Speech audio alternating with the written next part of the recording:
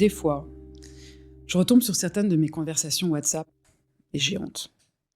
Entre ces anciens collègues qu'on devait inviter à un barbecue quand il fera beau, et il a fait beau, plusieurs fois même, sauf que maintenant on a attaqué la saison des raclettes. Ou encore ce pote qui nous disait on se fait un truc bientôt?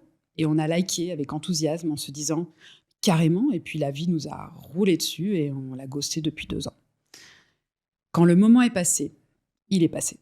Et quand tu le rates, tu ne sais pas pourquoi ni comment, mais les gens ont réussi dans un laps de temps que tu n'as pas vu venir à avoir 3 gosses, un chien, une maison en Val-de-Marne, alors que ton dernier souvenir d'eux, c'était en after, une DSP dans chaque main, en train de se trémousser sur du Camaro. Leur vie s'est faite sans toi, et maintenant, le bon moment pour accrocher tes passés sous le nez. Reprendre contact, ce serait comme reprendre un paquet de chips ouverts qui traîne au fond d'un tiroir. C'est mou, cassé en petits morceaux, et ça sent la nostalgie et l'humidité. Et imaginez que vous ayez non pas une personne en face de vous, mais une communauté de 35 000 personnes hyper engagées et que vous avez laissé filer sans trop faire gaffe. Ça fiche un peu le cafard, non? C'est le cas aujourd'hui de cette entreprise de la grande distrib qui avait réussi à mobiliser comme jamais plein de gens super motivés pour leur trophée de la RSE et qui leur a dit « Bougez pas, je reviens ». Sauf que c'était trop tard, tout le monde avait bougé. Allez, comme d'hab, je vous raconte, ouvrez votre paquet de chips car ça va croustiller et surtout, ne le refermez pas avant qu'il soit fini car cette histoire mérite mieux que le placard. Tout commence avec une super idée de cette entreprise internationale. Lancer les trophées de la RSE avec un objectif phare, réduire l'impact carbone de la boîte. Et on peut dire qu'ils s'étaient donné les moyens de leurs ambitions. Ce ne sont pas moins de 120 000 personnes qui étaient embarquées et pouvaient proposer leurs initiatives sur des thématiques qui avaient du sens, qu'il s'agisse de solutions écologiques ou de bonnes pratiques concrètes. Et attention, le tout avec vidéo à l'appui, parce que sauver la planète, c'est une chose. Mais accepter de le faire en selfie avec la lumière néon du bureau en supportant sa propre voix enregistrée et son double menton en contre-plongée, c'est le test ultime de la motivation et de l'implication personnelle. Une affaire rondement menée. L'entreprise avait tout bien pensé pour Viséo, calibrer ses modalités de participation avec pertinence et ne récolter que la crème de la crème. Et ça marche. Pas moins de 2500 initiatives sont recensées et surtout, une communauté hyper active de 35 000 personnes qui votent pour les projets proposés. Les gens donnent tout et l'entreprise est au top du top. Euphorie générale, taux d'endorphine record, ambiance, on vient de sauver la planète et il n'est même pas midi. Vraiment, sky is the limit. Et franchement, l'entreprise a raison de se réjouir parce que là, et surtout sur une thématique comme celle-ci, c'est un vrai mouvement. 35 000 personnes. C'est une communauté de la taille de Vannes ou de Bourg-en-Bresse, enfin d'une vraie ville quoi. Tout le monde est chaud pour la suite. Attendez une minute. Mais quelle suite? Et là, je sais, je viens de casser l'ambiance. Un petit pincement qui fait mal, un vide intérieur qui commence à planer. Un peu comme recroiser son ex le jour où t'as mis ton vieux jogging troué et tes babouches pour aller chercher ton pain. Eh bien oui, c'est douloureux, mais l'histoire s'arrête là. Et c'est bien tout le problème. On était sur une dynamique plus huilée qu'un burger McDo, le genre de truc qui glisse tout seul. Et puis, pouf, rien, nada, walou, le silence radio. Pas le silence qu'on aime des méditations, non, celui qui est bien pesant. Celui qui s'installe quand tu prends l'ascenseur avec ton collègue de l'IT à qui tu n'as absolument rien à dire. D'autres que « ça va? Pas encore remplacé par l'IA ?»« Oh, ça va, on peut se lâcher un peu, non ?»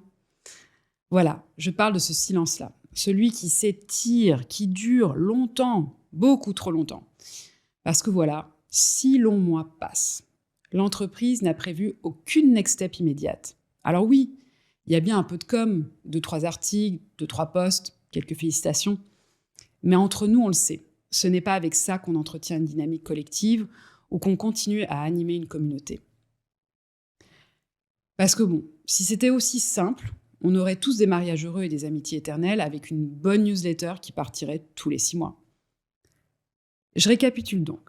35 000 personnes chaudes bouillantes, le genre de personnes qui ont pris sur leur temps pour proposer des idées, voter et s'investir.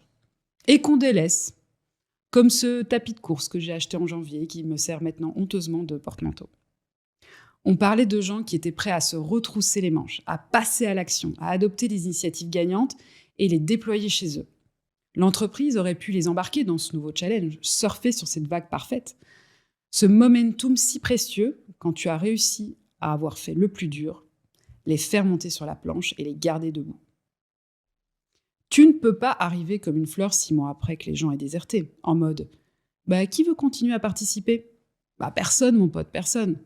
Car l'idée, de base, c'était de déployer localement les initiatives primées. Un gros potentiel pour ancrer le programme à grande échelle. Créer un vrai mouvement de fond et transformer l'essai. Mais voilà, entre la phase 1 et la suite, il y a eu cet espace-temps étrange où tout s'est dissous. Comme feu ma vingtaine, où j'aurais dû profiter de mes grasses mat et de mon métabolisme qui pardonnait tout. Parce que c'est ça le truc. On ne met pas les gens sur pause. La vie avance, tic-tac. Les gens, ils sont comme nous. Ils reprennent leur vie, leur mail en retard, leur lessive, leurs gosses malades tout l'hiver et leur guerre quotidienne contre les chaussettes orphelines de la machine à laver. Ils ne se mettent pas sur une pause en attendant de vos nouvelles. Et c'est ça, le vrai secret. L'énergie humaine, ça ne se stocke pas. On peut bien la mesurer, la documenter, la célébrer, en faire des slides qui en jettent et des chiffres clés qui envoient du lourd. Si on la laisse s'échapper, on aura beau secouer le bocal, elle se sera envolée depuis longtemps.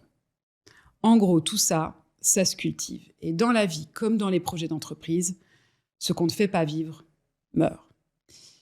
Finalement, engager une communauté, c'est une question de momentum, de vision long terme et de mode continu. Avant même le lancement, il faut penser l'après et prévoir comment transformer l'élan en véritable engagement qui dure en proposant d'autres façons de prendre part, d'agir et de contribuer. Ce qui est dommage, c'est que tout avait bien commencé. Des trophées de la RSE aux petits oignons, 120 000 personnes embarquées, 2500 idées, 35 000 votants. Un joli succès sur le papier. Ils avaient réussi le plus dur, fédérer, et ils ont simplement oublié le plus simple, continuer. Après cette phase 1 et l'attente, l'enthousiasme collectif n'était plus que de petites miettes au fond du sachet, insaisissables. Il n'y a donc pas eu de phase 2 pour l'entreprise. Juste cette impression teintée de regret qu'on avait trop laissé les choses se ramollir. Une belle preuve que dans la vie, comme dans les chips, tout est une affaire de timing. Moralité. On dit toujours qu'il n'est jamais trop tard, mais spoiler alerte, des fois, si. Voilà, c'est déjà la fin de l'épisode, mais pas de l'histoire. Rendez-vous très bientôt pour une prochaine chronique où on secoue les certitudes, on agite les belles idées et on rit, parfois un peu, quand ça pique. Inno Off the Record, les chroniques officieuses de l'innovation.